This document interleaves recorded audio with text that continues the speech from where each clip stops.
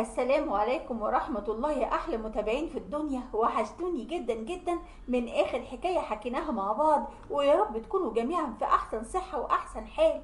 النهاردة جايبالكم قصة حقيقية وحصلت بالفعل، وكلها مليانة أحداث ومفاجآت. تفتكروا إيه اللي ممكن يحصل لست ضحت بسنين عمرها عشان خاطر جوزها، وكانت مستعدة تستحمل أي حاجة عشان تحافظ على بيتها؟ ويا ترى إيه السر اللي بطلتنا كانت مخبياه على حماتها؟ خليكم معايا لآخر النهاية، لأن الحكاية هتخليكم تعيدوا حساباتكم كلها من أول وجديد. بس قبل ما نحكي حكايتنا نصلي على رسولنا الكريم. اللهم صل وسلم وبارك عليك يا حبيبي يا رسول الله. وما ننساش اللايك والشير والاشتراك في القناة، عشان كل ما انزل لكم قصة وحكاية جديدة يوصل لكم مني اشعار على طول. ويلا بينا نحكي حكايتنا.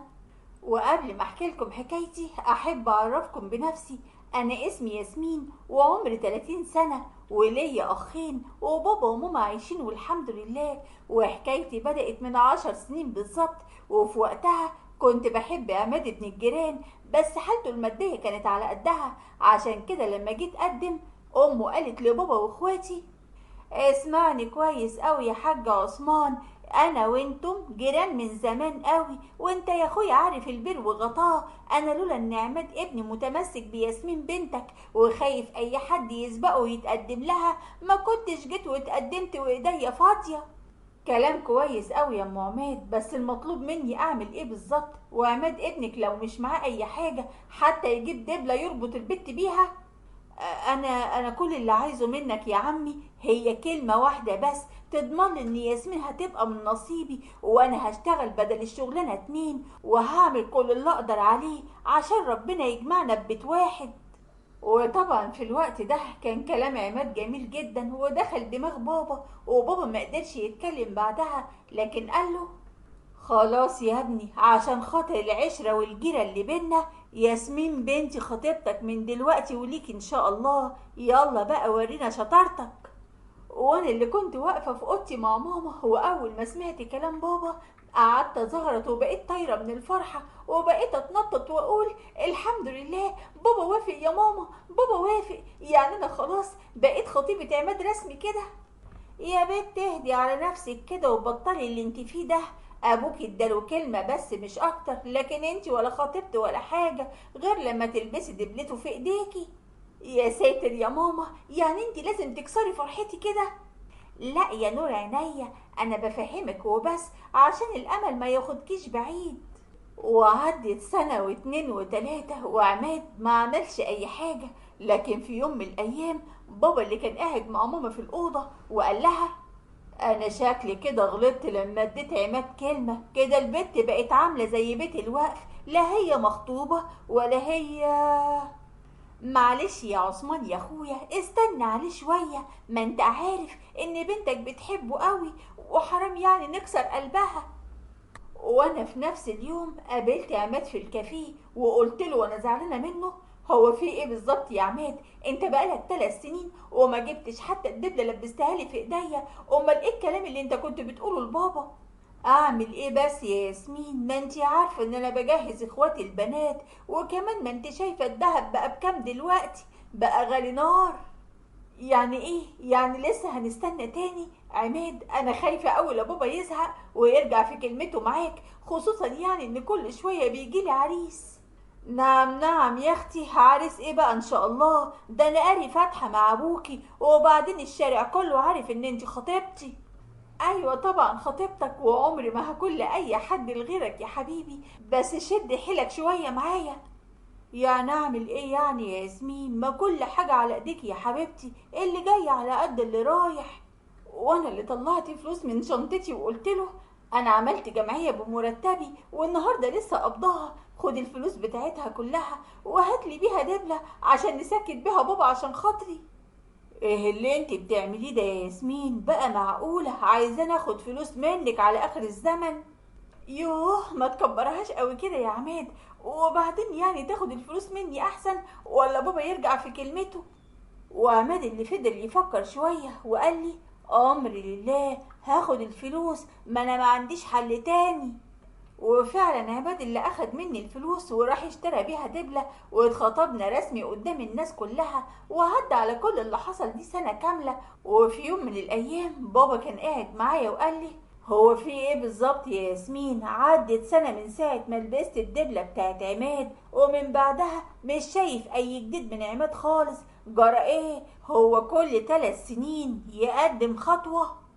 معلش يا بابا عشان خاطري، عماد بس بيكمل جهاز اخته الاخيرة وبعدها هيفضلنا على طول. وماما اللي دخلت علينا بعد ما سمعت كلامي وقالت: انا بجد مش عارفة يا بنتي كان عليكي من ده كله ايه؟ يا بنتي انتي حلوة وصغيرة والف مين يتمناكي، ليه بس شبطانة في واحد ظروفه محببة زي اللي اسمه عماد ده؟ عشان انا نصيبي كده يا ماما، ما انتي عارفة ان عماد كويس وبيحبني قوي، ليه بقى الكلام اللي يسد النفس ده على الصبح؟ خلاص يا بنتي انتي حرة في اختيارك، احنا بس خايفين عليكي مش اكتر. ما تخافوش عليا يا بابا، انا واثقة في اختياري كويس قوي. وعدت سنة كمان على كل اللي حصل ده، وفي يوم من الأيام قابلت عماد على أول شارعنا وقلت له: ها، قولي عملت ايه يا عماد؟ قبضت الجمعية اللي انت كنت عاملها ولا لسه؟ ايوه قبضتها، بس دول 20,000 جنيه ومش هتعمل اي حاجة في الشقة. الشقة محتاجة توضيبات كتيرة قوي، وكمان لازم اشتري عفش. مش مشكلة خالص يا عماد، الفلوس اللي معاك وضب بيها الشقة على قد كده، والباقي نبقى نعمله بعد ما نتجوز ان شاء الله. وكمان انا فاضل لي كام شهر كده وهقبض فلوس الجمعية بتاعتي اللي انا عاملاها من مرتبي، تبقى تاخد فلوسها يا حبيبي وتدفع بيها مقدم العفش اللي باقي، وبعد كده نبقى ندفعه على اقساط. والله يا حبيبتي انا مش عارف اودي جمايلك فين، لولاكي كان زمان لحد دلوقتي لسه ما لبستكيش الدبلة. سيبك من الكلام الخايب ده يا عماد، احنا الاتنين واحد يا حبيبي ومفيش اي فرق ما بينا. وعدى على كل اللي حصل ده سنتين كمان واتجوزت انا وعماد. وفي يوم من الايام كنت قاعدة في بيتنا في الأوضة، وعماد اللي قال لي: لا لا لا، كده مش هينفع خالص يا ياسمين، الحوار بقى كبير عليا قوي، انا مش عارف الاقيها منين ولا منين. وانا اللي قربت منه وطبطبت عليه وقلت له: في ايه بس يا حبيبي؟ قولي كده، مالك شايل طاجن ستك على دماغك ليه؟ النقاش والسباك اللي عملوا الشقة ليهم عليا فلوس ومش عارف اسددها منين، ده غير اقساط العفش اللي عليا ومصاريف البيت كمان. وانا اللي ضحكت وقلت له: ولا تشغل بالك ولا تشيل اي هم يا حبيبي، انت سدد بس اللي عليك وانا هشيل مصاريف البيت كلها لحد ما ظروفنا تعدي على خير. ايه رأيك؟ رأيي طبعا ان انت بنت اصول وانا عرفت اختار صح، وانا لو لفيت الدنيا كلها مش هلاقي ضفرك يا حبيبتي. وعدى شهر كمان على كل اللي حصل ده، وفي يوم من الايام كنت لسه راجعه من شغلي ولقيت حماتي اللي وقفتني قدام باب شقتها وقالت لي: شوفي البيت مالك يا اختي طالعه تتسحبي على شقتك كده ليه زي الحراميه؟ وانا هطلع اتسحب على شقتي ليه يعني يا حماتي؟ انا بس راجعه من الشغل تعبانه ورجلي وجعاني والجو حر. سيبك يا اختي من كل الشكاوي دي كلها وتعالي ساعديني في شغل البيت جوه.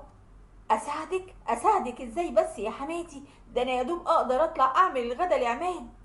طيب اقسم بالله يا ياسمين ما انت داخله شقتك دلوقتي غير لما تيجي تعملي لي شقتي وتنضفيها. وانا حاولت امسك نفسي وما اتعصبش قدامها وقلت: يا حماتي ربنا يهديك يا حبيبتي، سيبيني اطلع على شقتي الله يخليكي. وحماتي اللي حاطت ايديها في وسطها ولوت بوسها وقالت لي: يهديني ليه بقى ان شاء الله؟ هو حد قالك عني ان انا مجنونه؟ اسمعي بقى يا بنت انتي، ومن الاخر كده انت هتدخلي تنضفي شقتي، يعني هتدخلي تنضفي شقتي ولو ما عملتيش اللي انا عايزاه تروحي على بيت ابوكي، فاهمه ولا مش فاهمه؟ وانا طبعا في الوقت ده ما حبيتش اكبر الموضوع اكتر من كده وقلت: حاضر يا حماتي، امري لله. شوفي يا اختي البيت مكمل اول يا اختي، ناس ما بتجيش غير بالعين الحمراء. وفعلا دخلت شقة حماتي ونضفتها لها كلها، ويا دوب لسه مخلصة شقة حماتي ولسه هطلع على شقتي لقيت حماتي اللي وقفتني وقالت لي: ياه، رايحة فين كده بقى ان شاء الله؟ خلصت كل اللي انت عايزاه يا حماتي وعايزة اطلع شقتي بقى عشان ارتاح. خلصت ازاي يا عينيا؟ امال مين بقى ان شاء الله اللي هيعمل لي الغدا؟ يا لهوي، غدا كمان؟ حرام يا حماتي، ده انا مش قادرة اقف على رجلي. شوفي يا اختي البيت، كأني قلت لها حاجة غلط. على فكرة بقى، كل يوم من ده يا اختي هتيجي من الشغل وتعملي لي كل طلباتي. استغفر الله العظيم. اسمعيني كويس قوي يا حماتي، انا مش ست قاعده في البيت ومتهننه ومرتاحه. انا ست بشتغل وشقيانه وباجي من شغلي على اخري وما اقدرش على شغل بيتين. وانا ماليش فيه يا اختي، لو تعبانه اقعدي من الشغل، انما انتي مسؤوله عن خدمتي. امال انا كنت بجوز ابني ليه بقى ان شاء الله؟ وانا اللي دبيت على صدري وقلت يا لهوي، يعني انتي جوزتني ابنك عشان اكون خدامه ليكي؟ امال انتي فاكره ايه يا عينيا؟ هي دي الاصول، مرات الابن لازم تخدم حماتها. وانا اللي حسيت بوجع في قلبي من كلامها، لكن ما ردتش عليها وقلت استنى عماد لما يرجع من شغله ويشوف لي صرفه معاها. وانا اللي سبتها ودخلت على المطبخ وعملت لها كل اللي هي عايزاه، وبعد ما خلصت طلعت على شقتي، ومفيش نص ساعة لقيت عماد رجع من بره وقال لي يلا يا ياسمين يا حبيبتي الحقيني بالغدا، ده انا واقع من الجوع. معلش يا حبيبي اصبر نص ساعة، لسه الاكل على النار، ممكن اعمل لك كده سندوتش جبنة كده او اي حاجة تصبيرة. نعم نعم، يعني انت راجعة من شغلك بقالك اكتر من ساعتين ولسه لحد دلوقتي ما خلصتيش الغدا؟ وانا طبعا حكيت لعماد على كل اللي حصل معايا من حماتي، ووقتها استغربت جدا لما لقيته بيقول لي معلش يا حبيبتي، امي برضو ست كبيرة ومحتاجة حد يساعدها. بس حماتي مش عايزاني اساعدها يا عماد، حماتي عايزاني اخدمها. الله، وماله يا ياسمين، اعتبريها يا حبيبتي زي امك. وانا ما قلتش اي حاجه يا عماد، بس قولي بس اعملها ازاي؟ ده انا برجع من شغلي هلكانه وتعبانه ويا دوب اخلص شغل بيتي وانت بترجع على طول. خلاص يا حبيبتي ما تزعليش، انا عندي حل احسن من ده كله. ايه رايك من هنا ورايح الاكل يبقى عند امي تحت، وكده مش هتعملي الاكل مرتين ويبقى تدفعي لها مصاريف الاكل. وانا اللي اتصدمت جدا وحسيت ان قلبي اتقسم نصين، وقلت له يعني هو ده الحل اللي عندك؟ يعني عايزاني اعمل لك ايه يعني يا ياسمين؟ معلش يا حبيبتي استحملي عشان خاطري، ولا انا يعني مليش عندك خاطر. وطبعا عشان خاطر عماد اتقبلت الموضوع عادي، وبعد ما عدى اسبوع رجعت من شغلي على شقة حماتي ولقيت بناتها الاتنين قاعدين جنبها، حنان ومنى. وحماتي اللي اول ما شافتني قدامها قعدت تزعقلي وتقولي ما لسه بدري يا غندورة، ايه اللي اخرك لحد دلوقتي؟ هو في ايه بالظبط يا حماتي؟ ده انا لسه يا دوب خارجة من الشغل وجيت على هنا على طول مسافة السكة يعني. الكلام ده يا اختي تضحكي بيه على اي حد اهبل وبريالة، مش انا عارفة كهن الستات ده كويس قوي. وانا كلام حماتي اللي ضايقني جدا، وحنان بنتها اللي وقفت وقالت ما خلاص بقى يا ماما، خليها تروح تجهز الغدا، جوزي زمانه جاي في الطريق. يعني ايه الكلام ده؟ وايه علاقة جوزك بالغدا؟ انا بجد مش فاهمة. اصل احنا النهاردة كلنا هنتغدى عند ماما. وانا اللي اتصدمت جدا لكن ما اتكلمتش، وقلت لنفسي اهو يوم ويعدي وخلاص. وعدت سنة على كل اللي حصل ده، وكل يوم والتاني اخوات عماد يجوا بجوازهم يتغدوا عندنا. وفي يوم من الايام حماتي اللي وقفتني وقالت لي اسمعي بقى يا ست ياسمين، الفلوس اللي بتدفعها لي كل اول شهر بقت قليلة اوي مش بتقضي الاكل. ما لازم طبعا يا حماتي الفلوس ما تقضيش، ما بناتك وجوازهم كل يوم يجوا يتغدوا معانا. وانتي مالك محموقة قوي كده ليه؟ جواز بناتي يجوا زي ما يعجبهم، ده بيتهم يا عينيا، وبناتي بيشتغلوا شقيانين، بقى انتي عايزاهم يرجعوا من شغلهم يعملوا اكل في بيتهم بعد تعب شغل طول النهار؟ ده غير كل واحدة عندها عيل على ايديها، انما انتي ايديك فاضية يعني، ولا عندك عيل ولا تايل. وانا كنت خلاص جبت اخري من حماتي وقلت لها يا سلام، ما انا كمان بشتغل يا حماتي وشقيانه زيهم. ايوه فعلا عندك حق، بس انتي مش بنتي وكل واحده بتدور على راحه ولادها. بس انا للاسف امي مش موجوده هنا عشان تدور على راحتي.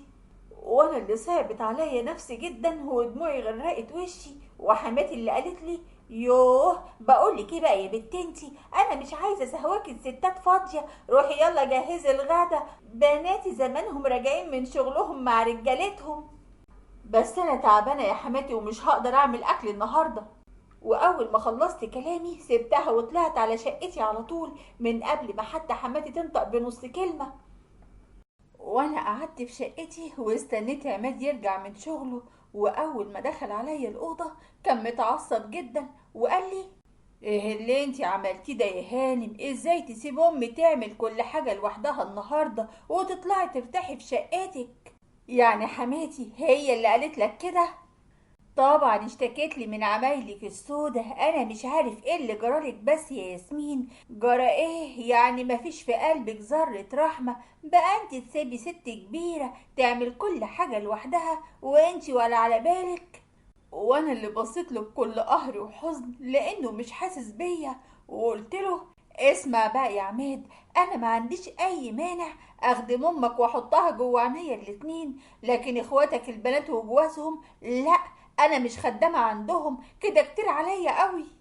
يعني انتي عايزة اخواتي البنات لما يتعزموا عند امي تقول لهم تعالوا انتوا اعملوا الاكل بنفسكم؟ دول مهما كان برضو يا ياسمين ضيوف عندنا وانت صاحبة البيت. بس انا مش صاحبة البيت يا عماد، انا بقيت خدامة عندكم كلكم، واللي زاد وغطى على كل اللي حصل ده حماتي عايزاني ازود لها مصروف الاكل. ما طبعا، ما احنا كنا في الاول 3 اشخاص وبس، انما دلوقتي 7 اشخاص وطفلين. اللهم زد وبارك. وماله يا ياسمين، ما تزودي المصروف. يعني انت مش ملاحظ يا عماد ان انا اللي بصرف على البيت ومرتبي يا دوب مقضي مصاريف بيتنا بالعافية؟ ده انا حتى مش بيفضل معايا جنيه واحد ليا، قولي بقى اجيب منين؟ صح، دي مشكلة كبيرة قوي. قوليلي هنعمل فيها ايه؟ والاقساط اللي عليا لسه قدامها 6 شهور وتخلص. لا لا لا، ما ينفعش كده ابدا، لازم اكلم امي تخف شوية من العزومات بتاعت اخواتي دي. وانا في الوقت ده حسيت ان قلبي وجعني قوي، وحسيت ان انا مخنوقة. وانا بقوله: يعني انت هتكلم حماتي عشان الفلوس وبس؟ وانا اللي طلعان عينيا ليل ونهار، ما فكرتش تكلمها عني؟ خلاص يعني يا ستي ياسمين، ما تكبريش الموضوع، ما انا في الاخر هكلمها عشان مين؟ مش هتفرق كتير يعني. وعدى على اللي حصل ده اسبوع كمان، وفعلا حماتي قللت العزومات، بقت مرة واحدة بس في الاسبوع. زي ما تكون كده فتحت على نفسي نار جهنم، وحماتي بقت فاضيالي في الرايحة والجاية وتقولي: اللي اتجوزوا معاكي يا اختي بقوا شايلين على ايديهم عيل، وانتي لسه محلك سر لحد دلوقتي. لو فيكي عيب يمنع الخلفة قوليلي وصرحيني، واهو نعمل حسابنا من دلوقتي. كل حاجة بأوانها يا حماتي، هو أنا يعني بإيديا أي حاجة؟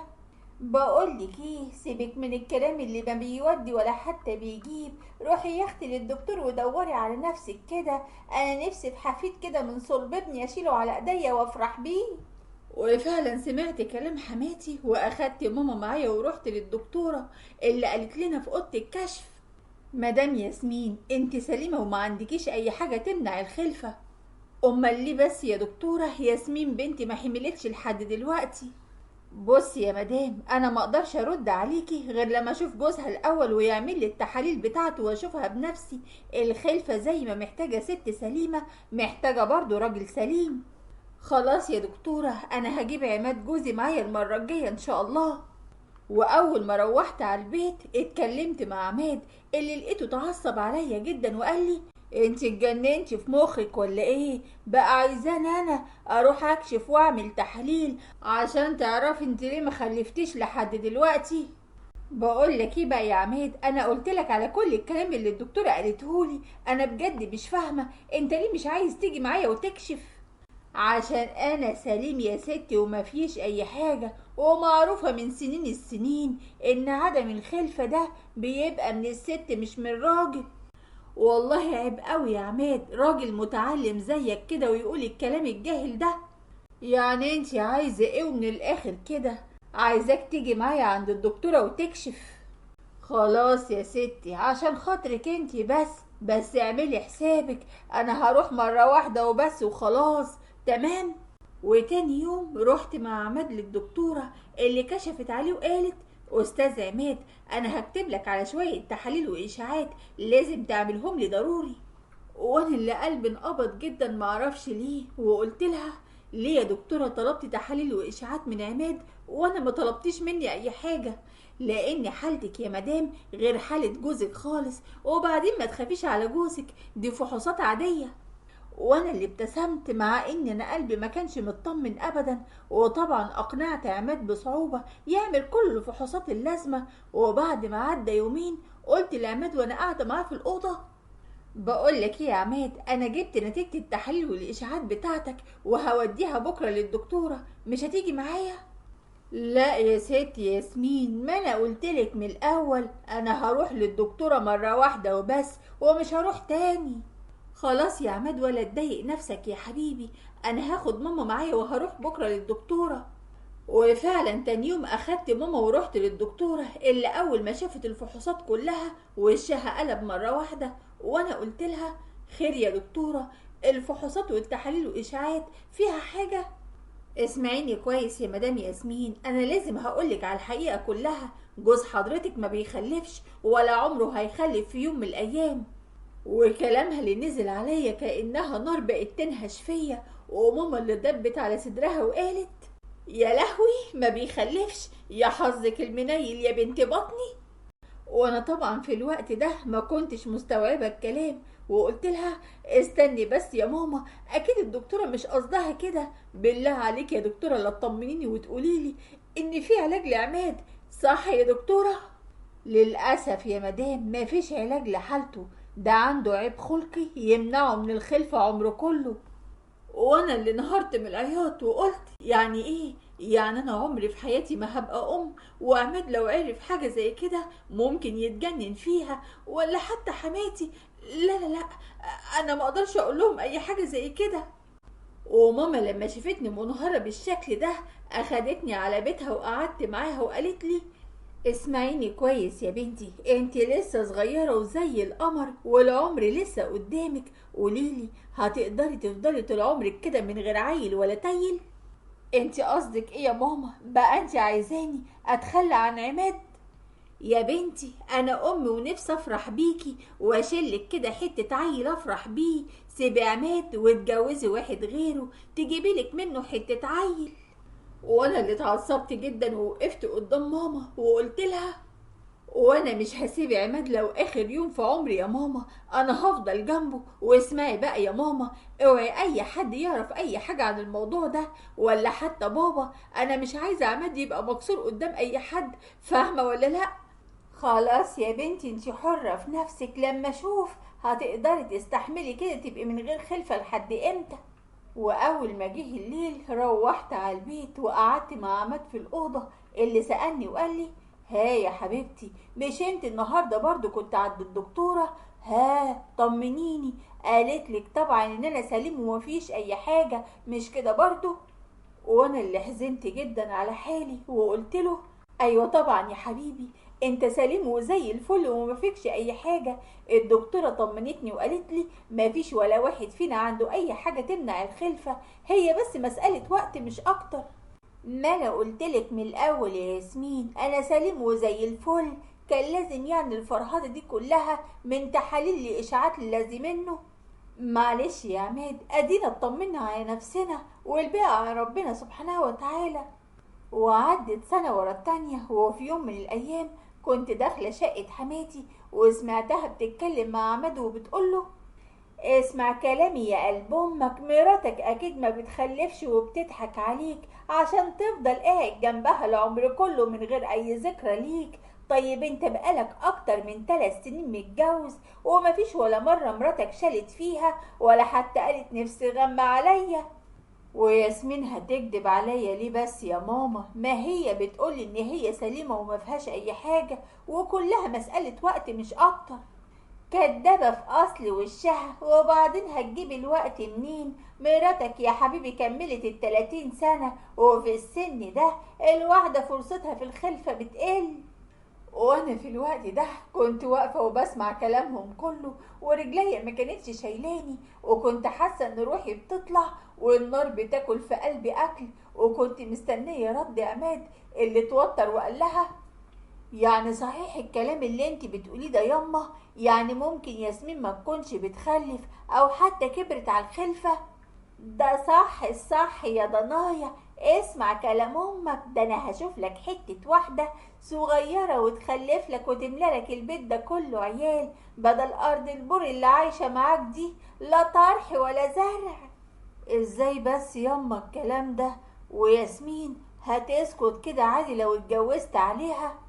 هتسكت غصب عنها، مش كفاية ان هي معيوبة وما بتخلفش؟ واحد غيرك كان زمانه رماها عند اهلها ولا اتجوز عليها من زمان. عندك حق يا ماما، خلاص شوفي لي عروسة وتبقى صغيرة كده وعلى ذوقك. وفي الوقت ده فتحت الباب بكل قوتي وجريت على عماد وانا منهارة ومسكت ايديه وقلت له: عماد، بالله عليك اوعى تعمل كده، ما تضيعش كل اللي بينا، ابوس ايديك اوعى تسمع كلام امك. والله بقى يا ياسمين انا من حقي ابقى اب، وطالما انت مش قادرة تجيبيلي حتة عيل في غيرك يقدر. وانا اللي بقيت اعيط بكل حرقة واقول: عماد، اوعى تبيعني وتبيع عشرتنا مع بعض. انا مش هبيعك يا بنت الناس، انا بشتري نفسي زي اي راجل عايز يبقى عنده عيل من صلبه. يعني ايه ده اخر كلام عندك يا عماد؟ ايوه يا بنت الناس، انا خلاص قررت اتجوز عليكي وما تخافيش مش هطلقك برضو. وانا اللي مسحت دموعي وقلت له: لا، كتر الف خيرك يا ابن الاصول ان انت مش هتطلقني. وانا اللي خلصت كلامي وطلعت على شقتي على طول، وحماتي اللي قالت له: يسلم فمك يا قلب امك، ايوه كده، كويس ان انت قلت لها البقين دول. اسمع بقى، انا حاطه عينيا على بنت من عيله مبسوطه قوي ولسه عمرها كده 20 سنه، ومن بكره هروح اتكلم عليها واخطبها لك. ماشي يا ماما، اعملي كل اللي انت عايزاه يا حبيبتي.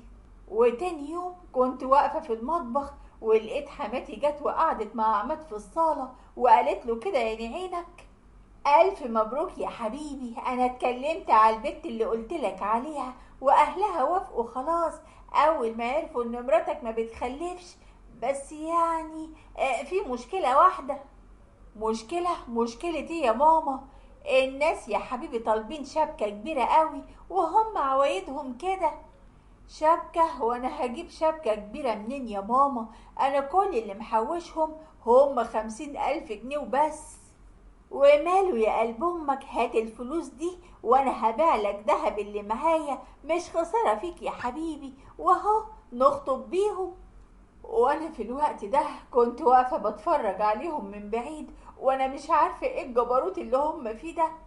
وحماتي اللي اخدت بعضها ونزلت على شقتها، وانا اللي دخلت على عماد وقلت له: طيب حتى راعوا شعوري واتكلم تحت عند امك عن جوازتك الجديدة. الله، جرالك ايه يا ياسمين؟ هو انا يعني هستخبى ولا هستخبى؟ انا ما بعملش اي حاجة غلط ولا حرام، انا ماشي على شرع ربنا، وبعدين هتكلم من وراكي ليه؟ ما انتي خلاص عارفة كل حاجة، فعادي يعني. ياه، عادي كده؟ عادي قهرتي وكسرتي بقت عادي دلوقتي؟ الله الله الله، ما تكبريش الموضوع قوي كده يا حبيبتي، انت مش اول واحدة جوزها يتجوز عليها، وبعدين لو انت كنت مكاني ما كنت اتطلقتي عشان تخلفي. وانا اللي فضلت اضحك وقلت له: صح، عندك حق يا عماد، المفروض كل واحد فينا يدور على مصلحته، وانا كمان هعمل زيك بالظبط. وطبعا في الوقت ده عماد ما فهمش انا اقصد ايه بكلامي، وعدى شهر كامل على كل اللي حصل ده وانا ساكته وما بتكلمش، وعماد وامه افتكروا سكوتي ده موافقه مني. ويوم الخطوبه خليت عماد راح خطوبته، ولميت عفش كله وخليت الشقه على البلاط، ورحت على بيت اهلي على طول وقلت لبابا على كل اللي حصل معايا، وابويا اللي قال لي: اخصى عليه راجل مش اصيل، واللي انت عملتيه ده يا بنتي عين العقل. بس انا عايزه اتطلق يا بابا، طلاق للضرر لان جوزي ما بيخلفش. وبعد ما عماد رجع من حفلة الخطوبة لقى الشقة كلها فاضية وعلى البلاط، وكان واقف مصدوم هو وحماتي، وقال لها: شفت ياسمين عملت ايه ياما؟ يعني كانت ساكتة كل الوقت ده وبتنيمنا عشان تاخد العفش كله وتمشي. على رأي المثل: ياما تحت السواهي دواهي، بس ولا يهمك يا قلب امك، هي اكيد عملت كده عشان تضغط عليك وتخليك تفشكل الخطوبة. بس انا عايزاك تجمد قلبك عليها كده، وبكرة ترجع لك زحف على ركابها. عندك حق يا ماما، خليها بقى تعمل كل اللي هي عايزاه، وانا هكمل في الجواز غصب عن عينيها. وانا طبعا في الوقت ده اخدت كل الفحوصات والتحاليل بتاعت عماد، ورحت لابو العروسه الجديده الحاج كامل، وقعدت معاه وقلت له طبعا حضرتك ما تعرفنيش، انا مدام ياسمين مرات عماد. اوعي تكوني جايه لحد هنا عشان تتحايلي عليا عشان افسخ خطوبه بنتي. لا يا عمي، انا جايه عشان اكشف الحقيقه كلها، عشان انت وبنتك صعبانين عليا جدا تقع في نفس الحفره اللي انا وقعت فيها. حفره؟ حفره ايه اللي انت بتتكلمي عنها دي؟ انا مش فاهم اي حاجه. انت عايزه تقولي ايه يا بنتي؟ عايزه اقولك يا عمي ان عماد خطيب بنتك ما بيخلفش، واتفضل التحاليل والاشاعات بتاعته اهي تثبت كل كلامي. ايه التخاريف اللي انت جايه تقولي عليها دي؟ هو انت فاكراني هصدق الكلام العبيط بتاعك ده؟ والله يا عمي براحتك، عايز تصدق صدق، ولو مش عايز برضه براحتك. عندك الفحوصات والتحاليل قدامك اهي، واسمه مكتوب عليها ومعمولة من سنتين بالظبط. ولو مش مصدقني ممكن تروح تعرضها على اي دكتور وهيقولك نفس الكلام، او ممكن كمان تاخد خطيب بنتك واعرضه على اي دكتور وهيأكد لك كل كلامي. طيب يا بنتي، هو عماد عارف ان هو ما بيخلفش؟ وطبعا كدبت عليه، ونار الانتقام كانت بتاكل في قلبي، وقلت له ايوه عارف يا عمي، زي ما خدعني زمان واتجوزني هو عارف كل حاجة، وكمان اتقدم لبنتك وهو عارف عيبه. والراجل اللي اتعصب جدا بقى ولا على حامي ولا على بارد، وقعد يزعق ويقول لا، مش كل الطير اللي يتاكل لحمه، انا بنتي خط احمر، اقسم بالله لا ندمه على الساعة اللي اتولد فيها. وانا اللي ضحكت بكل انتصار ومشيت وروحت على البيت، ودخلت على جروب العيلة ونشرت كل التحاليل والاشاعات بتاعته وترجمتها كمان، وبعت فويس وقلت.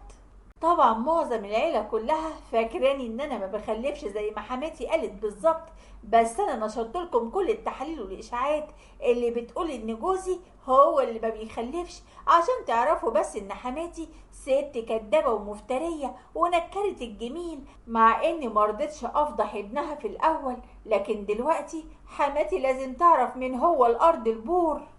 وانا اللي خلصت كلامي وخرجت من جروب العيلة. وفي الوقت ده حماتي اللي كانت قاعدة في الصالة وحنان ومنى ولادها دخلوا عليها وهم مصدومين، وحنان اللي قالت لها ماما هو صحيح عماد اخويا ما بيخلفش؟ ولما انتي عارفة كده يا ماما، بدل ما كنت تروحي تخطبي لابنك كنت بوستي ايدين ياسمين وش وظهر ان هي مستحملة ابنك. وحماتي اللي اتصدمت جدا وقالت التخاريف اللي انتي بتقوليها دي، انا ابني سليم ومفهوش اي حاجة، انتوا جبتوا الكلام الخايب ده منين؟ ياسمين نشرت الفحوصات بتاعت عماد كلها على جروب العيلة. دي بنت كدابة وبتعمل كده عشان عماد هيتجوز، اوعوا تصدقوا الكلام ده يا بنات. يا ماما الفحوصات والتحاليل ما بتكدبش ابدا، وموضحة الحقيقة كلها، ابنك معيوب وما بيخلفش. اخرسي يا بت منك ليها، انا هقطع لسان اي حد يقول على ابني كده، فاهمين ولا لا؟ هتقطعي لسان مين بس يا ماما ولا مين؟ ما خلاص ياسمين فضحت ابنك في العيلة كلها، والكل عارف ان هو ما بيخلفش، وياسمين سليمة 100%. وعماد اللي دخل عليهم وهو مصدوم لما سمع كلام حنان كله، وحماتي بقت تلطم على وشها وتقول دي كدابة، والله دي بنت كدابة صدقوني.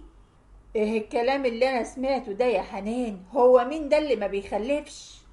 انت يا عماد، وياسمين كانت عارفة وساكتة. لا دي كدابة، هي اللي ما بتخلفش، هي بتقولي الكلام ده عشان تنتقم مني مش اكتر. قبل ما تقول اي كلام يا ريت تفتح جروب العيلة وتشوف كل التحاليل بتاعتك، دي مختومة من معمل موثوق منه من قيمة سنتين.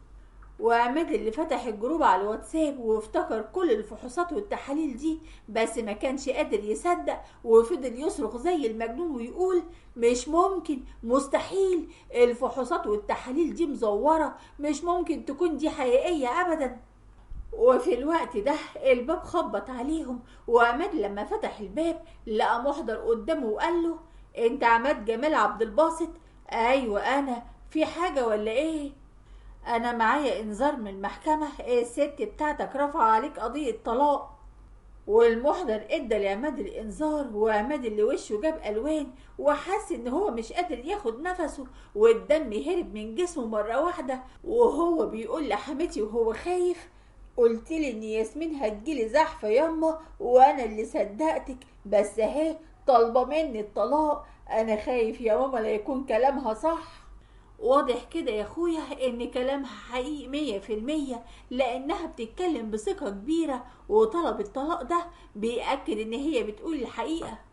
وعدى اسبوع على كل اللي حصل ده، وفي يوم من الايام حماتي اللي كانت قاعدة مع الحاج كامل اللي كان واقف قدامها ومتعصب جدا، وعماد اللي كان قاعد وحاطط وشه في الارض ومكسوف، والحاج كامل اللي قال: يا شوية نصابين يا غشاشين، بقى أنا على آخر الزمن ناس زيكم تضحك عليا وتختمني على قفايا. الله، في إيه يا حاج؟ مالك داخل علينا بزعابيبك كده ليه؟ اسكتي يا ولية يا حرباية يا بوما انتي، ومش عايزة اسمع لك حس خالص. عيب كده يا حاج، لاحظ ان انت واقف في بيتنا، انا مش عارف بس في ايه وايه اللي مزعلك. في ان انت راجل ناقص ومعيوب وجيت تخطب بنتي على غش، رغم ان انت عارف من الاول ان انت مالكش في الخلفة. ابدا والله يا حاج كامل، مراته دي كدابة، ابن كويس ومفهوش اي حاجة وزي الفل. هو انت لسه يا ولية انت هتكدبي تاني؟ ما انا شفت كل التحاليل والاشاعات بنفسي، ورحت معمل التحاليل واكد لي ان الفحوصات دي سليمة 100%. والله يا حاج كامل انا معرفش اي حاجة عن التحاليل دي، انا اول مرة اشوفها من اسبوع بس. هو انت شايفني راجل اهبل لا مؤاخذة؟ ده انت بقالك 3 سنين متجوز، ازاي ما تعرفش بعيبك لحد دلوقتي؟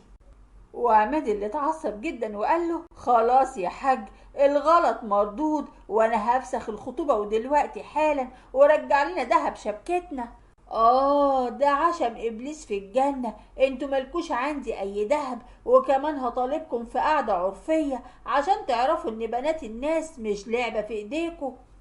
وفعلا حددوا القعدة العرفية بعد شهر، وفي الوقت ده اتحكم لي بالطلاق. وفي بيت بابا ماما اللي كانت قاعدة معايا وقالت لي: شفتي يا بنتي، ما انا قلتلك من سنتين واتحايلت عليكي اتطلقي منه وشوفي حياتك، وعملتلي فيها 7 رجالة ببعض، وقلتيلي لا يمكن اسيبه ابدا يا ماما، وهو هو اللي سابك وراح يتجوز عليكي اول ما شك ان العيب منك. خلاص بقى يا ماما، وانا كنت هعرف منين يعني ان هو هيطلع ندل معايا؟ واهو نصيبي كده، بقى هعمل ايه؟ وفي القعدة العرفية عماد والحاج كامل كانوا قاعدين فيها، والشيخ اللي قال: انت دخلت بيوت الناس دي على غش يا عماد، ودلوقتي لازم تدفع لهم تعويض على كل اللي انت عملته.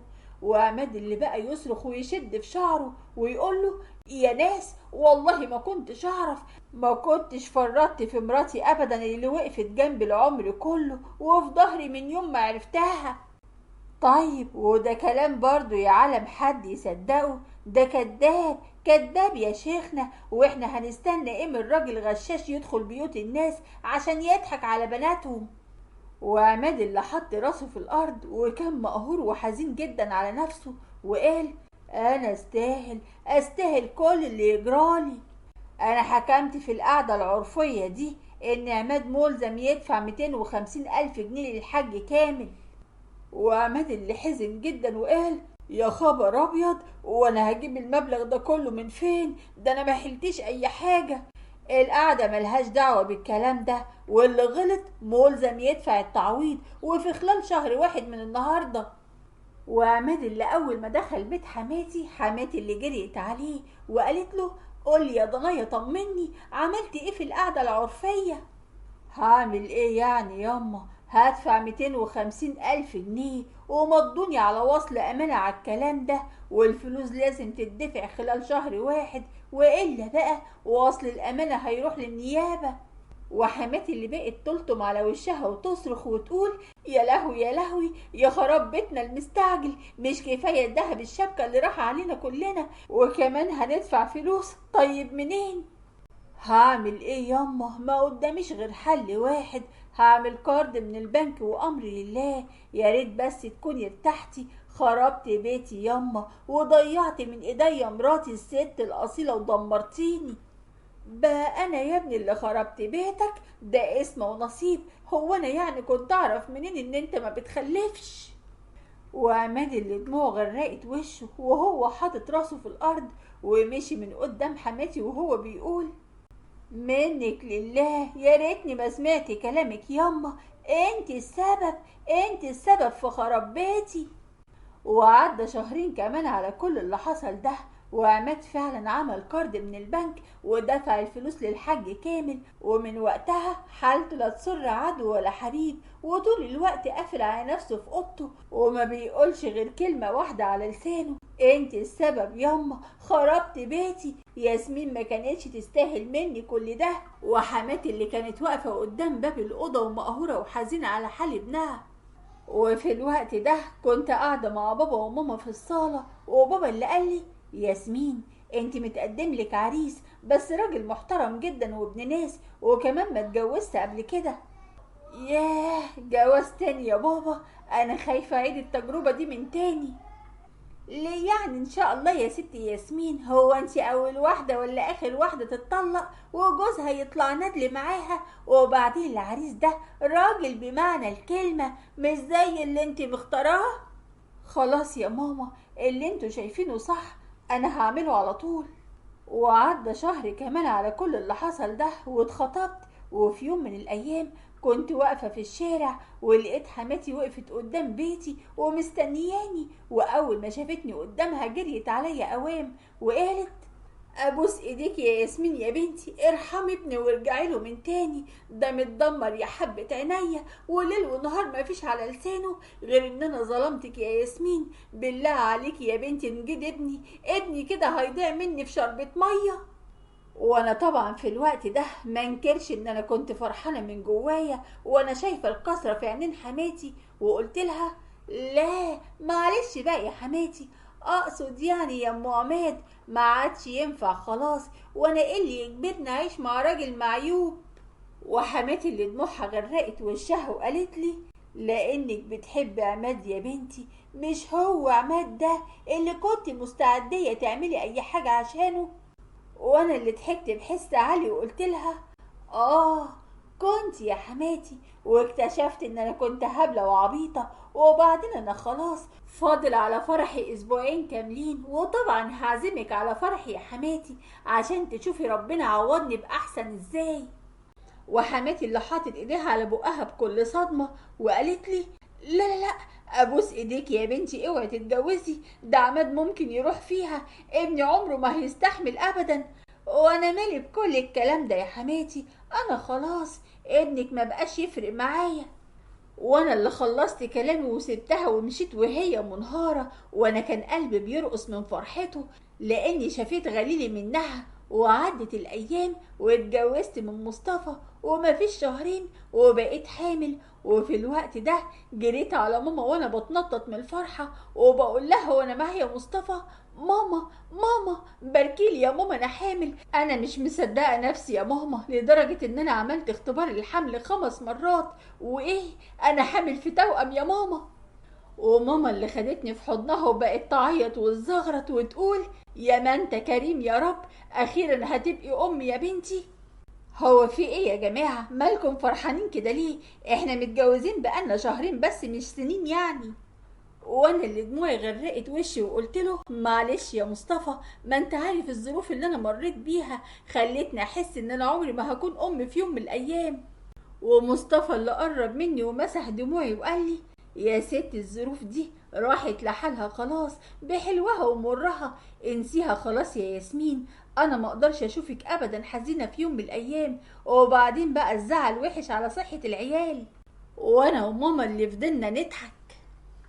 وعدى 7 شهور على كل اللي حصل ده، وولادي نوروا الدنيا وانا كنت فرحانة جدا. واتفاجئت وانا نايمة على سرير المستشفى ان ماما اتصلت على حماتي وقالت: بشكرك من كل قلبي، لولا ان انت ست حرباية وخربت بيوت وخربت بيت بنتي، انا بنتي كان زمانها دلوقتي قاعدة مع ابنك زي ارض البور. لكن بعد كل اللي انت عملتيه يا عقربة خليتيها تتطلق، ودلوقتي انا شايلة ولاد بنتي على ايديا، والفضل يرجع لربنا ثم انت يا عقربة. وحماتي اللي انهارت من العياط وقالت: كفايه بقى، احنا خلاص اتدمرنا، انا وابني عرفنا ان احنا غلطانين وان انا السبب في كل اللي حصل. اقفلي يا ماما التليفون وسيبك منها خالص، خلينا نفرح بعيالنا. وماما اللي قفلت التليفون ومصطفى وصل وبابا معاه، وكلنا كنا طايرين من الفرحة، وماما فضلت تزغرط في المستشفى كلها. وربنا عوضني بجوزي وولادي اللي ملوا حياتي كلها سعادة وفرحة، ورميت كل الماضي ورا ظهري. وفي نهاية حكايتنا حابة أقول إن الإنسان ما ينكرش فضل اللي وقف جنبه وقت الشدة، واللي بيبيع عشرة عمره عشان كلام الناس ممكن يخسر نعمة كان عمره كله بيتمناها. وكمان أحيانا السكوت مش ضعف، السكوت بيكون لحد ما الحقيقة تظهر، وساعتها بقى كل واحد بياخد نتيجة أفعاله، ومن حفر حفرة لأخيه وقع فيه. وكده حكايتنا انتهت، يا رب تكون عجبتكم ونالت رضاكم واستفدتوا منها زي ما متعودين من حكاياتنا. واشوفكم في حكاية جديدة من حكايات إيمي، والسلام عليكم ورحمة الله.